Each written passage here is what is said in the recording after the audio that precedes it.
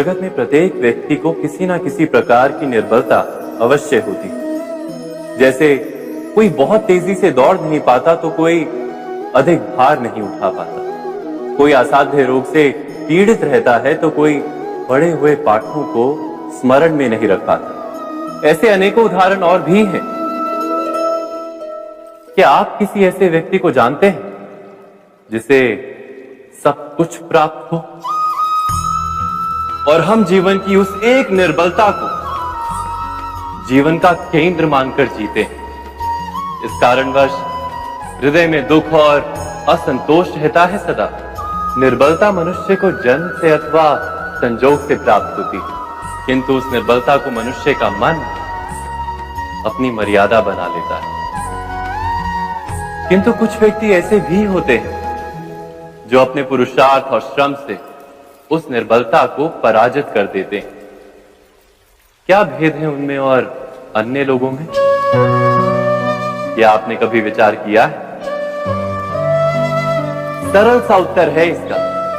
जो व्यक्ति निर्बलता से पराजित नहीं होता, जो पुरुषार्थ करने का साहस रखता है हृदय में, वो निर्बलता को पार कर जाता है। अर्थात निर्बलता अवश्य ईश्वर देता है, किंतु मर्यादा मनुष्य का मन ही निर्मित करता है। स्वयं विचार कीजिए।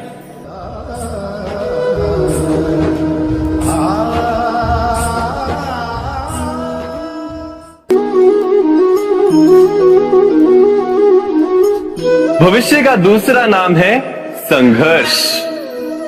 हृदय में आज इच्छा होती है और यदि पूर्ण नहीं हो पाती तो हृदय भविष्य की योजना बनाता है। भविष्य में इच्छा पूर्ण होगी ऐसी कल्पना करता रहता है, किंतु जीवन ना तो भविष्य में है ना अतीत में। जीवन तो इस क्षण का नाम, अर्थात इस क्षण का अनुभव ही जीवन का अनुभव। पर हम ये जानते हुए भी इतना सा सत्य समझ नहीं पाते। या तो हम बीते हुए समय के स्मरणों को घेर कर बैठे रहते, या फिर आने वाले समय के लिए हम योजनाएं बनाते रहते हैं और जीवन जीवन बीत जाता है। एक सत्य यदि हम हृदय में उतार लें कि ना हम भविष्य देख सकते हैं, ना ही भविष्य निर्मित कर सकते हैं, हम तो केवल धैर्य और साहस के साथ भविष्य को आलिंगन दे सकते हैं, स्वागत कर सकते हैं भविष्य का। तो क्या जीवन का हर पल जीवन से नहीं भर जाएगा? स्वयं विचार कीजिए।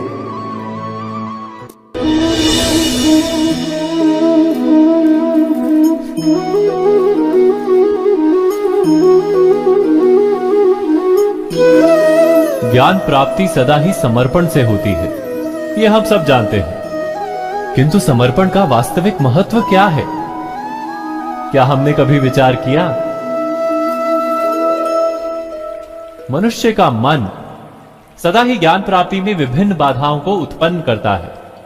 कभी किसी अन्य विद्यार्थी से ईर्ष्या हो जाती है, कभी पढ़ाए हुए पाठों पर संदेह जमता है और कभी गुरु द्वारा दिया गया दंड मन को अहंकार से भर देता है। नहीं, क्या ऐसा नहीं होता? न जाने कैसे कैसे विचार मन को भटकाते हैं और मन की इसी अयोग्य स्थिति के कारण हम ज्ञान प्राप्त नहीं कर पाते। मन की योग्य स्थिति केवल समर्पण से निर्मित होती है। समर्पण मनुष्य के अहंकार का नाश करता है, ईर्ष्या, महत्वाकांक्षा आदि भावनाओं को दूर कर हृदय को शांत करता है और मन को एकाग्र करता है। वास्तव में ईश्वर की सृष्टि में ना ज्ञान की मर्यादा है ना ज्ञानियों की। गुरु दत्तात्रेय ने तो गाय और श्वान से भी ज्ञान प्राप्त कर लिया था। अर्थात विषय ब्रह्म ज्ञान का हो या जीवन के ज्ञान का या गुरुकुल में प्राप्त होने वाले ज्ञान का, उसकी प्राप्ति के लिए गुरु से अधिक महत्व है उस गुरु के प्रति हमारा समर्पण। क्या ये सत्य नहीं?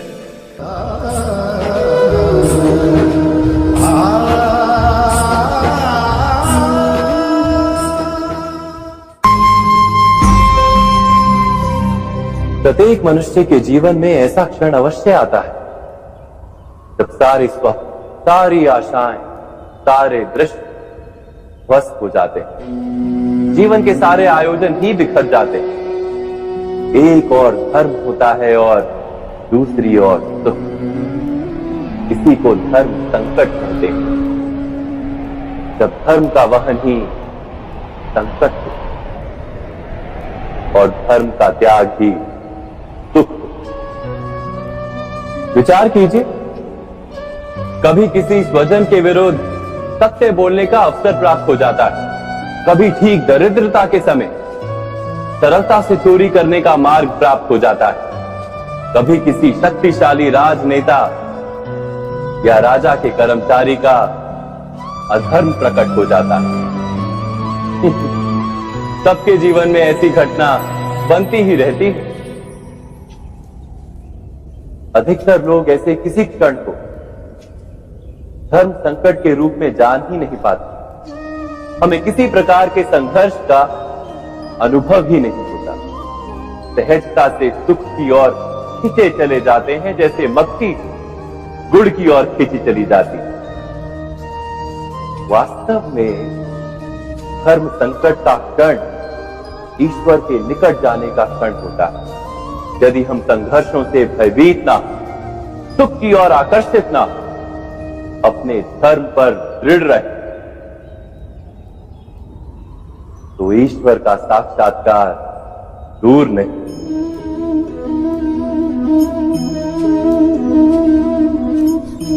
पवन से युद्ध करने वाला पत्ता यदि पेड़ से गिरता है तो भी आकाश की ओर उठता है। पवन से झुकने वाली घास वही भूमि पर रह जाती है। अर्थात धर्म संकट से यदि हम संकट को ही टाल दें तो सुख तो मिलता है, जीवन बढ़ता है, किंतु क्या चरित्र नहीं टूटता? क्या आत्मा दरिद्र नहीं हो जाती? क्या ईश्वर से अंतर नहीं हो जाता? स्वयं विचार कीजिए। दो व्यक्ति जब निकट आते हैं तो एक दूसरे के लिए सीमाएं और मर्यादाएं निर्मित करने का प्रयत्न अवश्य करते हैं। हम यदि सारे संबंधों पर विचार करें तो देखेंगे कि इन सारे संबंधों का आधार यही सीमाएं हैं जो हम दूसरों के लिए निर्मित करते हैं। और यदि अनजाने में भी कोई अन्य व्यक्ति इन सीमाओं को तोड़ता है तो उसी क्षण हमारा हृदय क्रोध से भर जाता है। इन सीमाओं का वास्तविक रूप क्या है? क्या हमने कभी विचार किया? सीमाओं के द्वारा हम दूसरे व्यक्ति को निर्णय करने की अनुमति नहीं देते। अपना निर्णय उस व्यक्ति पर थोपते हैं, अर्थात किसी की स्वतंत्रता का अस्वीकार करते हैं। और जब स्वतंत्रता का अस्वीकार किया जाता है तो उसका हृदय दुख से भर जाता है। और जब वो सीमाओं को तोड़ता है तो हमारा हृदय क्रोध से भर जाता है। क्या ऐसा नहीं होता?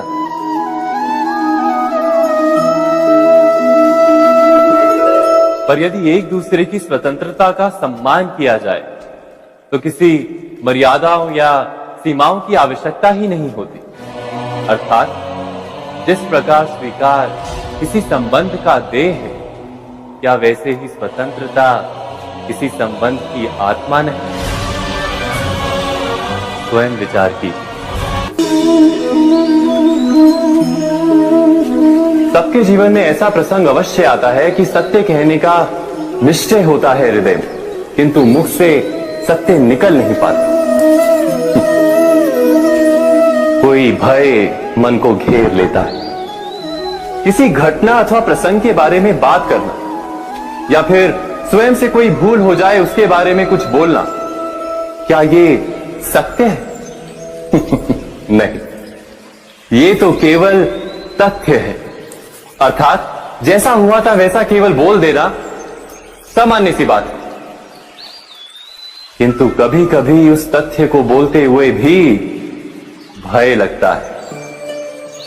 कदाचित किसी दूसरे की भावनाओं का विचार आता है मन, दूसरे को दुख होगा ये भय भी शब्दों को रोकता है।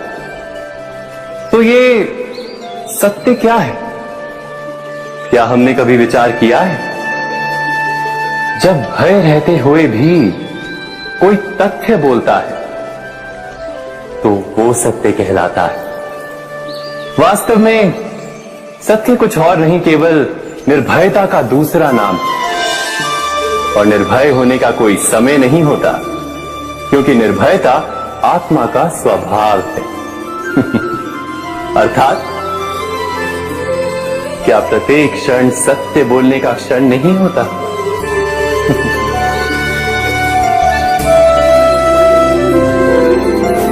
स्वयं विचार कीजिए।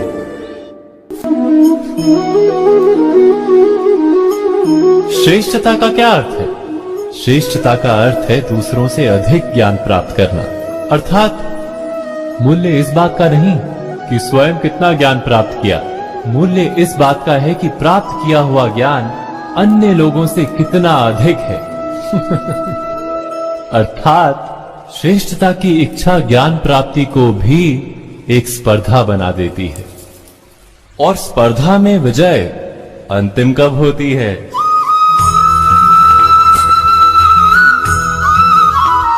कुछ समय के लिए तो श्रेष्ठ बना जा सकता है, किंतु सदा के लिए कोई श्रेष्ठ नहीं रह पाता।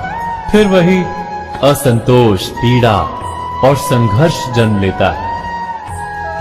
किंतु श्रेष्ठ बनने के बदले यदि उत्तम बनने का प्रयत्न करें तो क्या होगा? उत्तम का अर्थ है कि जितना प्राप्त करने योग्य है वो सब प्राप्त करना, किसी से अधिक पाने की इच्छा से नहीं, मात्र आत्मा की तृप्ति हेतु कुछ प्राप्त करना। उत्तम के मार्ग पर किसी अन्य से स्पर्धा नहीं होती, स्वयं अपने आप से स्पर्धा होती है। अर्थात उत्तम बनने का प्रयत्न करने वाले को देर अबेर सारा ज्ञान प्राप्त हो जाता है, बिना प्रयत्न के ही वो श्रेष्ठ बन जाता है। किंतु जो श्रेष्ठ बनने का प्रयत्न करता है वो श्रेष्ठ बने या ना बने, उत्तम कभी नहीं बन पाता।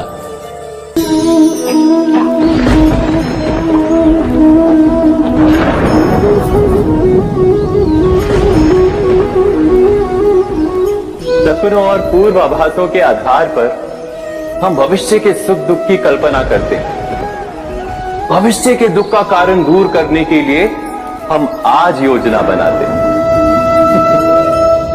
किंतु कल के संकट को आज निर्मूल करने से हमें लाभ मिलता है या हानि पहुंचती है? ये प्रश्न हम कभी नहीं करते। सत्य तो ये है कि संकट और उसका निवारण साथ जन से, व्यक्ति के लिए भी और सृष्टि के लिए भी। नहीं, आप अपने भूतकाल का स्मरण कीजिए, इतिहास को देखिए, आप तुरंत ही ये जान पाएंगे कि जब जब संकट आता है तब तब उसका निवारण करने वाली शक्ति भी जन्म लेती है। यही तो जगत का चलन है। वस्तुतः संकट ही शक्ति के जन्म का कारण है। प्रत्येक व्यक्ति जब संकट से निकलता है तो एक पद आगे बढ़ा होता है, अधिक चमकता है, आत्मविश्वास से अधिक भरा होता है, न केवल अपने लिए अपितु विश्व के लिए भी। क्या ये सत्य नहीं? वास्तव में संकट का जन्म है एक अवसर का जन्म, अपने आप को बदलने का, अपने विचारों को ऊंचाई पर करने का अवसर, अपनी आत्मा को बलवान और ज्ञान मंडित बनाने का अवसर। जो ये कर पाता है उसे कोई संकट नहीं होता, किंतु जो ये नहीं कर पाता वो तो स्वयं एक संकट है विश्व के लिए। विचार कीजिए।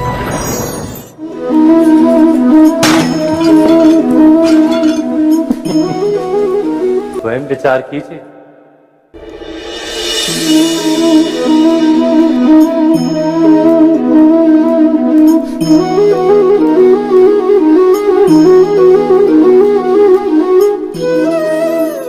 का हर क्षण निर्णय का क्षण होता है।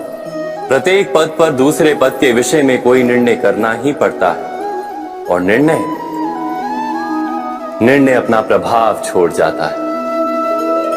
आज किए गए निर्णय भविष्य में सुख अथवा दुख निर्मित करते हैं, ना केवल अपने लिए, अपने परिवार के लिए भी, आने वाली पीढ़ियों के लिए भी। जब कोई दुविधा सामने आती है तो मन व्याकुल हो जाता है, अनिश्चय से भर जाता है। निर्णय का वो क्षण युद्ध बन जाता है और मन बन जाता है युद्ध भूमि। अधिकतर निर्णय हम दुविधा का उपाय करने के लिए नहीं, केवल मन को शांत करने के लिए लेते हैं। पर क्या कोई दौड़ते हुए भोजन कर सकता है? नहीं। तो क्या युद्ध से जूझता हुआ मन कोई योग्य निर्णय ले पाएगा? वास्तव में शांत मन से जब कोई निर्णय करता है तो अपने लिए सुखद भविष्य बनाता है, किंतु अपने मन को शांत करने के लिए जब कोई निर्णय करता है तो वो व्यक्ति भविष्य में अपने लिए कांटों भरा वृक्ष लगाता है। स्वयं विचार कीजिएगा।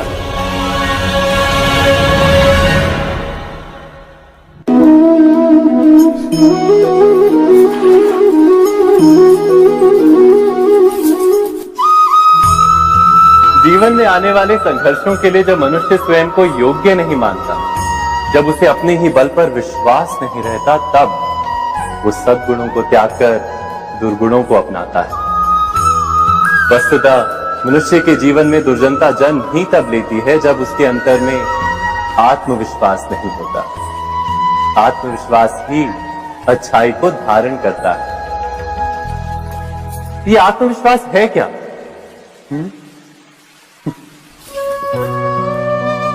जब मनुष्य ये मानता है कि जीवन का संघर्ष उसे दुर्बल बनाता है, तो उसे अपने ऊपर विश्वास नहीं रहता। वो संघर्ष के पार जाने के बदले संघर्ष से छूटने के उपाय ढूंढने लगता है।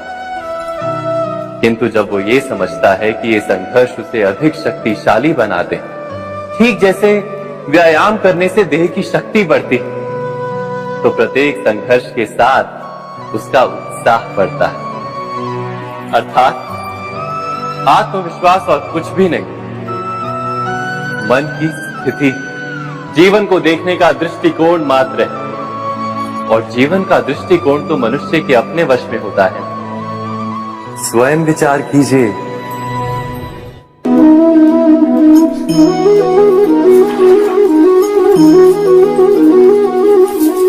पिता सदा ही अपने संतान के सुख की कामना करते हैं, उनके भविष्य की चिंता करते रहते हैं। इसी कारणवश सदा ही अपने संतानों के भविष्य का मार्ग स्वयं निश्चित करने का प्रयत्न करते रहते हैं। जिस मार्ग पर पिता स्वयं चला है, जिस मार्ग के कंकर पत्थर को स्वयं देखा है, मार्ग की छाया, मार्ग की धूप को स्वयं जाना है, उसी मार्ग पर उसका पुत्र भी चले, यही इच्छा रहती है हर पिता की। निसंदेह उत्तम भावना है ये। किंतु 3 प्रश्नों के ऊपर विचार करना हम भूल ही जाते हैं। कौन से प्रश्न? प्रथम प्रश्न, क्या समय के साथ प्रत्येक मार्ग बदल नहीं जाते? क्या समय सदा ही नई चुनौतियों को लेकर नहीं आता? तो फिर बीते हुए समय के अनुभव नई पीढ़ी को किस प्रकार लाभ दे सकते हैं?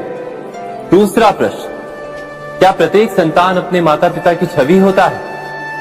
हाँ, संतानों को संस्कार तो अवश्य माता पिता देते हैं, किंतु भीतर की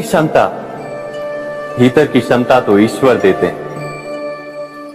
तो जिस मार्ग पर पिता को सफलता मिली है, विश्वास है कि उसी मार्ग पर उसकी संतानों को भी सफलता और सुख प्राप्त होगा।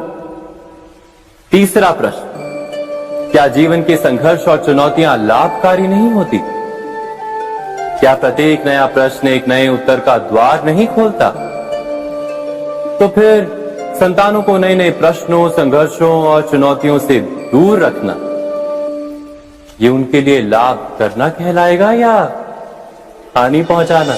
अर्थात जिस प्रकार संतान के भविष्य का निर्माण करने के बदले उसके चरित्र का निर्माण करना श्रेष्ठ है, वैसे संतानों के जीवन का मार्ग निश्चित करने के बदले उन्हें नए संघर्षों के साथ जूझने के लिए मनोबल व ज्ञान देना अधिक लाभदायक नहीं होगा? स्वयं विचार कीजिए। मनुष्य की सबसे बड़ी दुर्बलता क्या होती है? सोचिए। धन, प्रेम, अहंकार। मनुष्य की सबसे बड़ी दुर्बलता होती है उसके रहस्य। चाहे आप कितने भी शक्तिशाली क्यों ना हो, कितने भी प्रबल क्यों ना हो, परंतु उसके रहस्य उसके नाश की चाबी होती है। इसलिए यदि प्रबल रहना है, शक्तिशाली रहना है, समर्थ रहना है, तो अपने रहस्य को किसी को भी ना बताएं, ना मित्र को और ना ही शत्रु को, क्योंकि समय पड़ने पर कब कौन शत्रु हो जाए ऐसा कहना संभव नहीं। विभीषण को रावण के अमृत कुंड का ज्ञात था, इसीलिए प्रभु श्री राम रावण का वध करने में सफल हो सके। इसलिए उचित यही है कि आप अपने रहस्य को स्वयं तक ही सीमित रखें। मनुष्य जीवन की परीक्षा में सफल होने के लिए क्या नहीं करता? वो परिश्रम करता है, दौड़ भाग करता है, और ये सब करने के पश्चात भी जब उसका काम नहीं बनता तो वो नकल करता है ना? तनिक लौटिए अपने बचपन में, स्मरण कीजिए अपने बचपन की स्मृतियों का।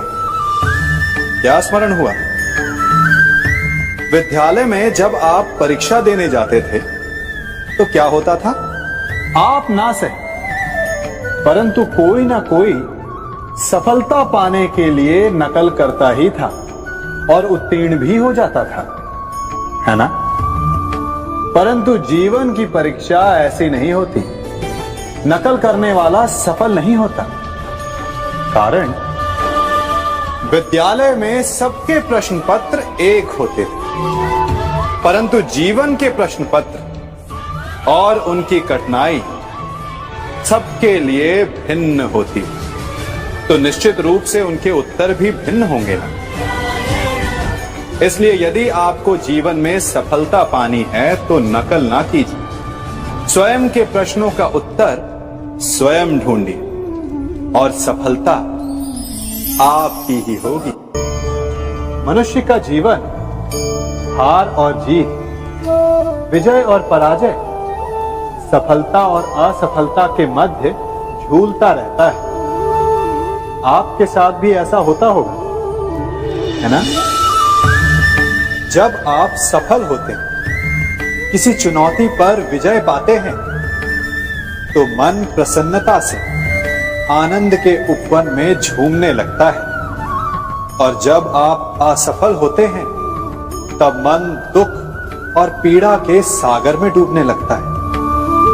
परंतु वास्तव में सफलता और असफलता है क्या? तनिक ध्यान से सोचिए। ये केवल हमारी मनोस्थिति मात्र है। हमारी पराजय तब नहीं होती जब हमारा शत्रु विजय प्राप्त कर ले। हमारी पराजय तब होती है जब हम पराजय स्वीकार कर लें। हम असफल तब नहीं होते जब हम लक्ष्य न पा सके।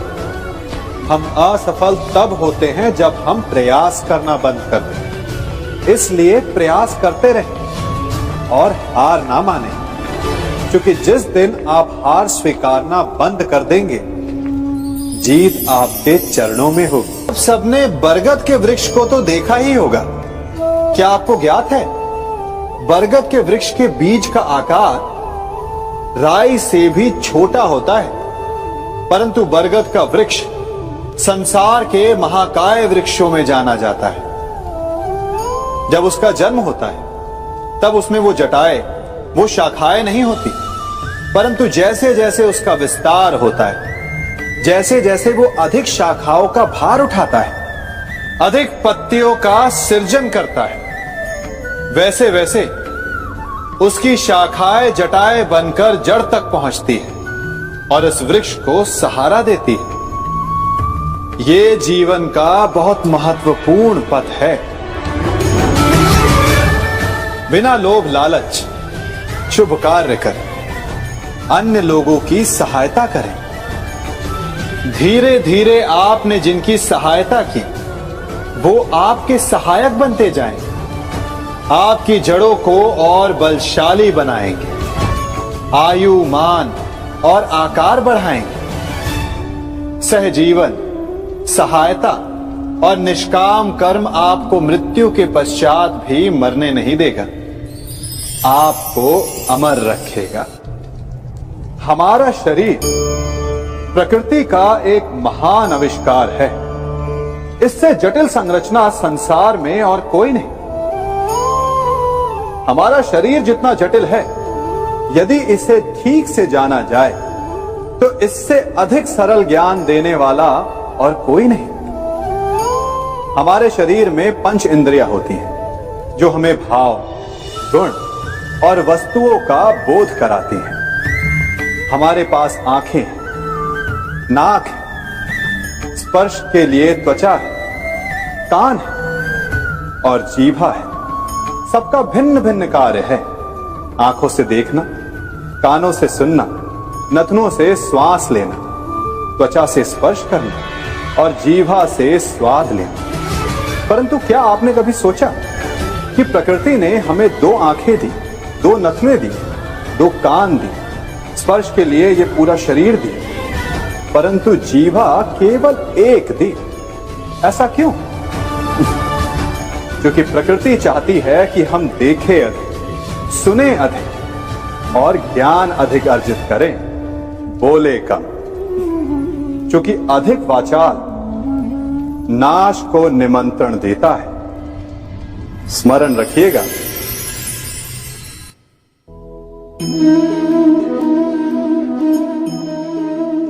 ये सदा यही कहते आए कि यदि आगे बढ़ना है तो अपनों का साथ दो।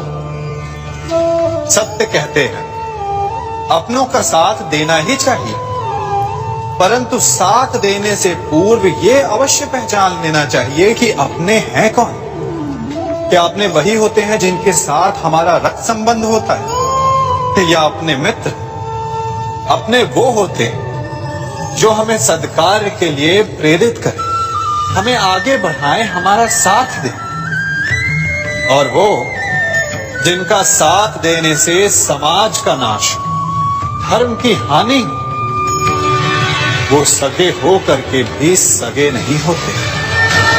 इसलिए जब अपनों की परिभाषा का चुनाव करें तो उन्हें अपना माने जो आपका साथ दे, उन्हें नहीं जो हमें अज्ञान के मार्ग पर ले जाएं।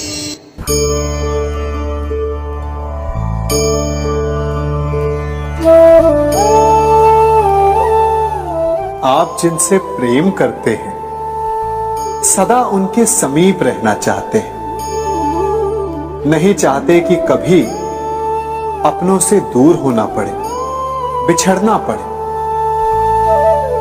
परंतु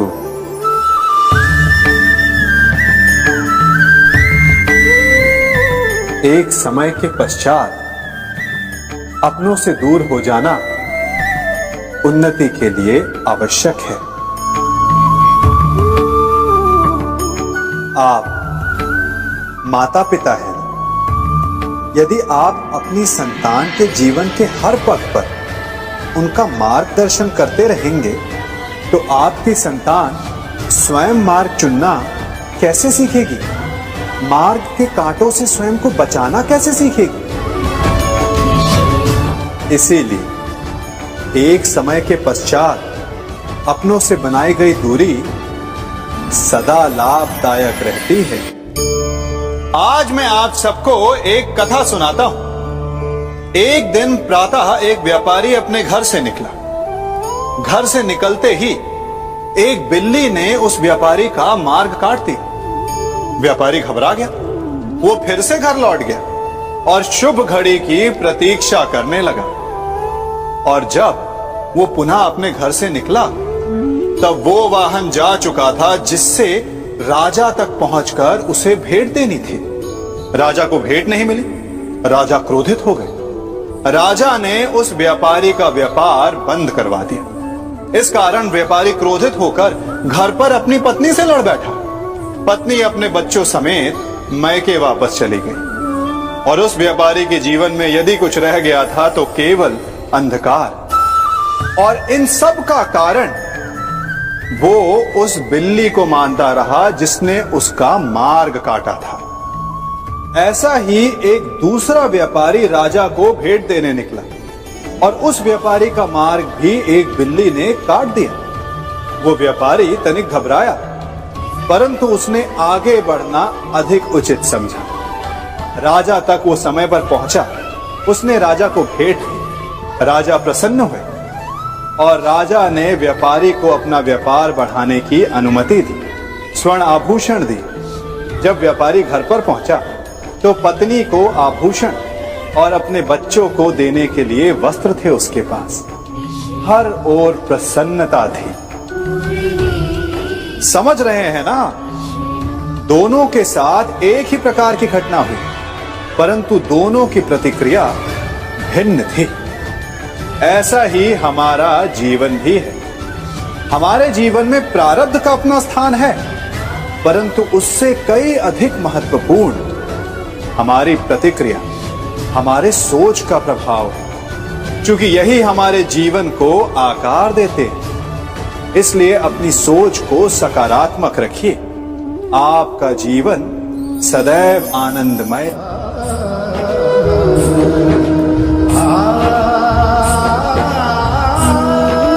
हम सभी अपने जीवन में कोई ना कोई कार्य करते हैं। कार्य करते हैं तो थकान की अनुभूति होती है और यदि थकान ना उतरे तो कार्य करने का मन नहीं करता। हम आशा करते हैं कि कदाचित एक दिन में 24 के स्थान पर 26 घंटे होते तो आराम करने के लिए हमें और अधिक समय मिल जाता। हमें ऐसा अनुभव होता है कि हम बहुत अधिक कार्य कर रहे हैं, है ना? परंतु क्या आपने कभी सोचा है कि जो लोग संसार में सफल हैं उनके पास भी सफल होने के लिए दिन में केवल 24 घंटे थे? तो फिर वो सफल क्यों है? इसका एक छोटा सा रहस्य है। वो कार्य चुनते हैं जो उन्हें प्रिय है, जिसे करने में उन्हें आनंद आता है। उन्हें लगता ही नहीं कि वो कार्य कर रहे हैं, उन्हें लगता है कि वो प्रतिपल आनंद मना रहे हैं। और जब आप आनंद मनाते हैं तो थकान कैसी? इसलिए यदि आप जीवन में कोई भी कार्य करें तो वो आपके मन को भाना चाहिए, या जो कार्य आप कर रहे हैं उसे अपने मन को भा देने दो। सफलता आपको मिलेगी। कभी सोचा है हमारा जीवन भी उस रेत की घड़ी की भांति है? जो रेत नीचे गिर चुकी है वो हमारा अतीत है, जो अब भी ऊपर है वो हमारा आने वाला भविष्य है, और वर्तमान ये संकुचित स्थल है जहां से धीरे धीरे करके रेत गिर रही है।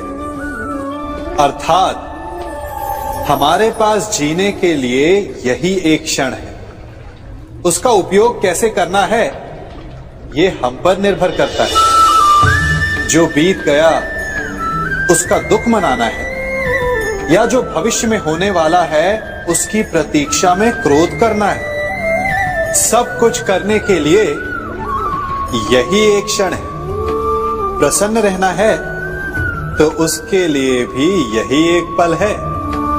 प्रतीक्षा करते रहोगे तो ये पल भी भूतकाल में बदल जाएगा। इसलिए आनंद के लिए, परोपकार के लिए प्रतीक्षा ना कीजिए, आपके पास जो पल है उनका भरपूर सदुपयोग कीजिए, क्योंकि इस घड़ी को पलटकर आप फिर से समय अवश्य गिन सकते हैं, परंतु अपना बीता हुआ समय आप वापस नहीं लौटा पाएंगे। मनुष्य भी बड़ा विचित्र प्राणी है। अपनों से नीचे के स्तर के लोगों को वो हे दृष्टि से देखता है, उनका उपहास उड़ाता है, उनसे बार बार कहता है कि तुम्हारा कुछ नहीं हो सकता, तुम भविष्य में कुछ नहीं कर पाओगे।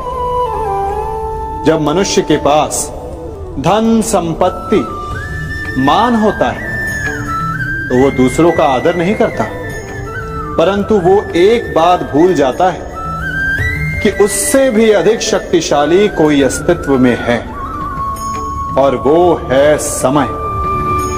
काल काल अपना चक्र कब बदलेगा ये कोई नहीं जानता। समय अपनी करवट कब लेगा ये कोई नहीं जानता।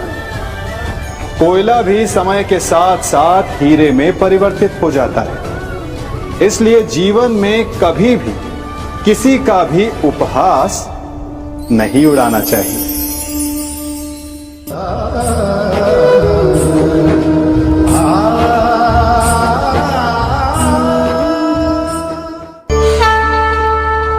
गर्व,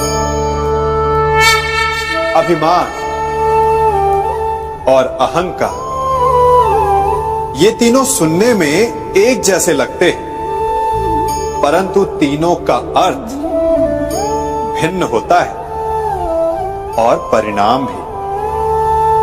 तीनों का आरंभ प्रेम से होता है।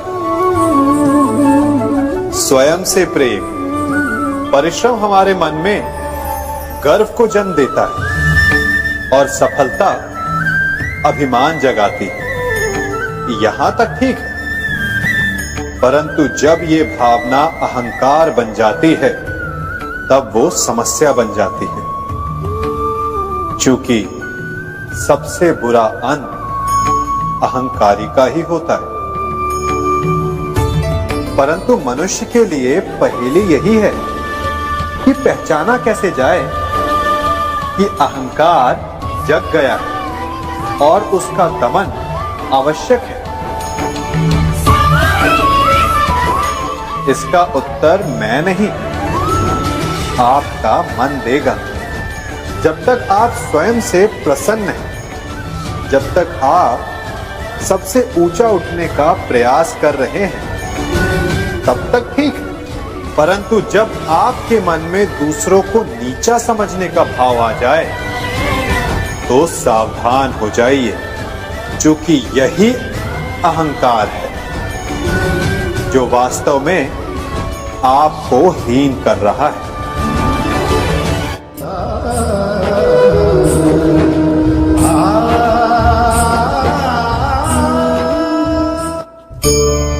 आज मैं आप सबको एक कहानी सुनाता हूं। एक दिन गोकुल में दो व्यापारी आए। एक व्यापारी शहद का था, बड़ा मीठा शहद था उसका, परंतु वो गोकुल में टिक नहीं पाया। उसके व्यापार ने घाटा खाया और शीघ्र ही वो गोकुल छोड़कर चला गया। और दूसरा व्यापारी मिर्च का था। पहले दिन वो एक पोटली लाया और दूसरे ही दिन वो पूरी बैलगाड़ी भर कर लाया, और धीरे धीरे पूरी मथुरा में उसकी धाक जम गई। मुझे बड़ा आश्चर्य हुआ, तो मैंने बाबा से पूछा कि ऐसा क्यों कि एक मीठे शहद का व्यापारी कंगाल हो गया और एक मिर्च का व्यापारी धीरे धीरे नगर सेठ बन गया। बाबा मुस्कुराए और उन्होंने कहा कि मीठी बोली बोलने वाले की तीखी मिर्च भी बिक जाती है, और जो कड़वी बोली बोलता है उसका मीठा शहद भी नहीं बिकता। वाह, कितने उत्तम विचार हैं उनके, और उचित ही है। मनुष्य अपने जीवन में सदैव अपने वचनों से उठता है और अपने वचनों से ही गिरता है। इसलिए अपने जीवन में सदैव मीठी बोली बोलने का प्रयास कीजिए, आपका जीवन सरल हो जाएगा। मनुष्य की सबसे बड़ी दुर्बलता क्या होती है? सोचिए। धन, प्रेम, अहंकार। मनुष्य की सबसे बड़ी दुर्बलता होती है उसके रहस्य। चाहे आप कितने भी शक्तिशाली क्यों ना हो, कितने भी प्रबल क्यों ना हो, परंतु उसके रहस्य उसके नाश की चाबी होती है। इसलिए यदि प्रबल रहना है, शक्तिशाली रहना है, समर्थ रहना है, तो अपने रहस्य को किसी को भी ना बताएं, ना मित्र को और ना ही शत्रु को, क्योंकि समय पड़ने पर कब कौन शत्रु हो जाए ऐसा कहना संभव नहीं। विभीषण को रावण के अमृत कुंड का ज्ञात था, इसीलिए प्रभु श्री राम रावण का वध करने में सफल हो सके। इसलिए उचित यही है कि आप अपने रहस्य को स्वयं तक ही सीमित रखें।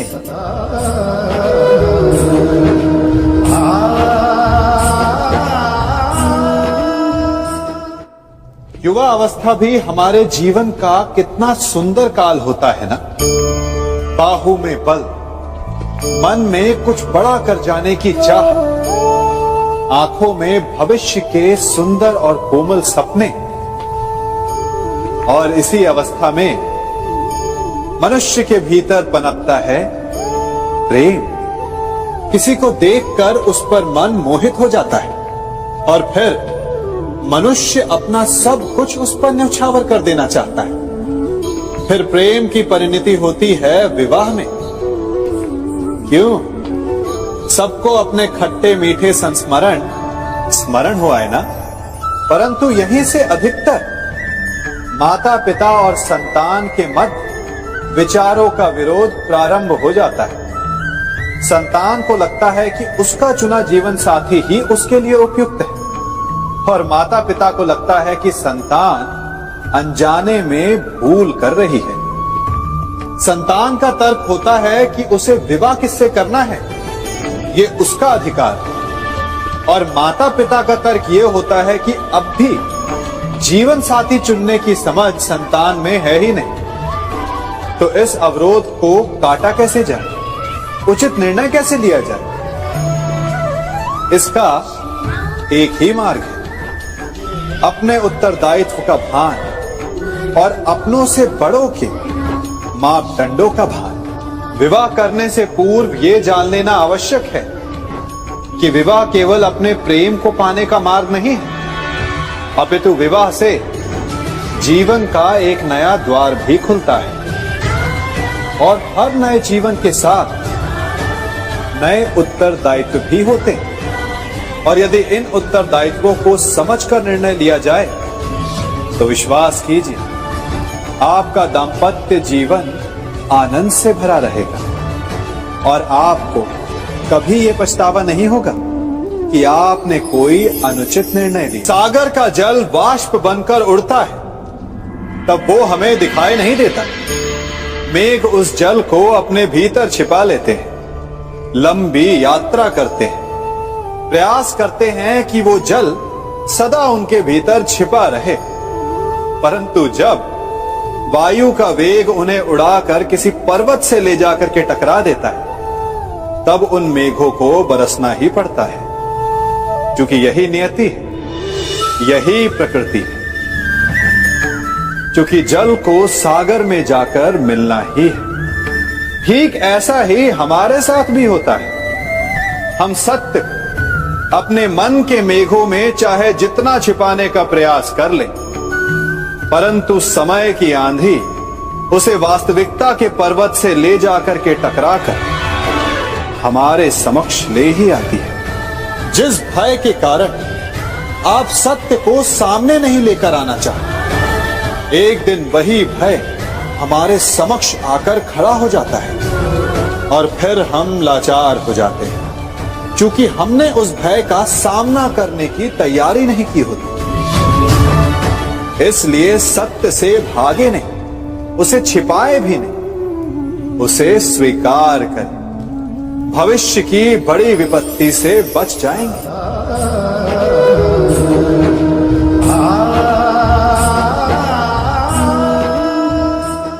कभी कभी आप सबके जीवन में एक ऐसी विचित्र समस्या अवश्य आती है कि शक्तिशाली के समक्ष मौन हो जाए। कि उस शक्तिशाली से विवाद करने से बचने के लिए आप मौन रह जाते। मानता हूं, ऐसा करने से आप एक विवाद से बच जाते, एक संघर्ष से बच जाते। परंतु ऐसा बचाव एक बड़े संघर्ष को जन्म दे देता है। कैसे? हमारा मौन रहना अनजाने में उसका समर्थन बन जाता है और वो स्वयं को अधिक शक्तिशाली अनुभव करता है और यहां से हमारा दमन प्रारंभ हो जाता है। एक के बाद एक हम अन्याय में अनचाहे रूप से सम्मिलित होते चले जाते हैं। तो इसका तोड़ क्या है? ये समझने के लिए ये जानना आवश्यक है कि ऐसी कौन सी बात है जो आपको विरोध करने से रोकती है। ये सामने वाले की शक्ति नहीं जो आपको रोकती है, या आपके भीतर छिपा भय है जो आपको रोकता है। हाँ, कभी कभी भय आपकी सुरक्षा अवश्य कर सकता है, परंतु साथ साथ ये भी जानना आवश्यक है कि ये भय ही है जो आपको मौन भी रखता है। इसलिए अपने मन से भय को निकालिए और खुलकर अनीति का, अन्याय का विरोध कीजिए और फिर देखिएगा आपका मन कितना मुक्त, कितना हल्का अनुभव करेगा।